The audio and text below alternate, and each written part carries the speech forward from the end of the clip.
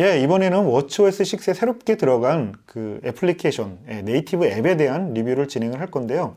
한 5개 정도를 진행을 했습니다. 그래서 여러분들이 정식 버전이 나오기 전에 제 영상을 보고 기능별로, 앱별로 어떤 기능이 있는지 간단하게 가이드를 삼으시면 고맙겠고요. 정식 버전이 나오면 좀 더 효율적으로 잘 사용하시기를 부탁드립니다. 예, 그럼 바로 진행하도록 하겠습니다. 예, 이번에 워치 OS 6로 업그레이드가 되면서 기존에 있던 앱 외에 몇 가지 앱이 또 추가되었습니다. 간단하게 이번에 추가된 앱에 대해서 한번 소개를 해드리도록 하겠습니다. 제일 먼저 소개해드릴 앱은 음성 메모 앱입니다. 예, 음성 메모 앱 같은 경우에는 기존에 아이폰에는 이미 탑재가 되어 있었는데요. 이번에 새롭게 워치 OS에도 동일하게 들어가게 되었습니다. 그래서 기본적인 사용 방법은 한번 눌러서 녹음을 진행을 하고요. 녹음이 다 끝나게 되면 정지 버튼을 통해서 녹음을 멈춰 주시면 됩니다. 녹음이 끝난 파일 같은 경우에는 이제 그 녹음된 파일의 리스트를 눌러서 이렇게 다양한 기능을 통해서 확인이 가능하고요. 추가로 이렇게 워치에 녹음된 음성 파일은 동일하게 아이폰에도 저장이 됩니다. 아이폰에서 간단한 편집이라든가 저장을 통해서 다양하게 활용이 가능할 것 같습니다. 예, 이번에 새로 추가된 앱 중에서 두 번째로 소개해드릴 앱은 바로 앱스토어 앱입니다. 그래서 앱스토어 앱을 실행을 하게 되면 아이폰에서 보는 앱스토어에서 보듯이 앱들이 이렇게 쭉 올라와 있고요. 그 중에 본인이 필요하다고 생각하는 앱을 설치를 하면 되고요. 설치는 기존에 아이폰에서 앱을 다운받듯이 암호를 입력하는 형태를 취하고 다운받게 돼서 설치가 가능합니다. 이전에는 이제 아이폰에서 다운받거나 해서 워치로 이렇게 보내는 형태로 앱을 설치를 했는데요. 워치OS 6서부터는 바로 앱스토어를 통해서 설치가 가능해졌습니다. 예, 세 번째는 계산기 앱입니다. 기존에 간단한 계산을 위해서 아이폰을 꺼내서 계산을 했다라고 하면 워치OS 6서부터는 이제 간단한 계산은 워치로 바로 진행이 가능하고요. 특히나 해외여행을 다니시는 분들 같은 경우에는 지금 퍼센트 표시가 되어 있는 이 부분이 팁 계산을 할 수 있는 버튼으로 변환이 가능한데요.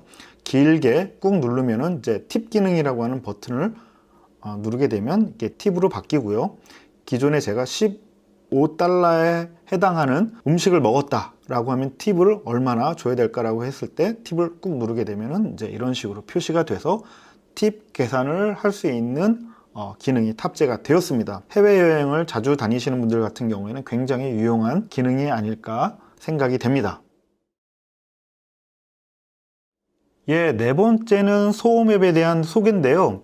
기본적으로 여기 보이시는 귀 모양의 아이콘을 누르게 되면 바로 소음을 측정할 수 있는 데시벨 이런 인디게이터가 뜨고요. 바로바로 즉석에서 현재 소음 크기를 측정해 주고 있습니다. 그리고 해당 소음에 대한 이제 가이드가 뜨게 되고요. 이 가이드를 누르게 되면 간단한 안내 문구가 나타나게 됩니다. 이렇게 소음 측정된 이 기록들은요, 건강 앱에 가면 똑같이 기록이 되어서 청력 건강을 기록하고 확인할 수 있도록 지원이 되고요.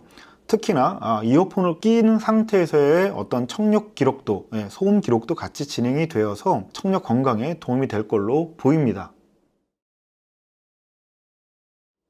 예, 다섯 번째는 여성분들의 생리 주기를 측정하고 추적할 수 있는 추적 앱이 새로 생겼습니다. 그래서 주기를 통해 가임 기간 등을 확인하고요. 다양한 관리가 가능하다고 하는데요. 여성분들에게는 다른 건강 관련 측정 값들과 함께 통합적으로 관리할 수 있게 되어 굉장히 좋을 것으로 생각됩니다.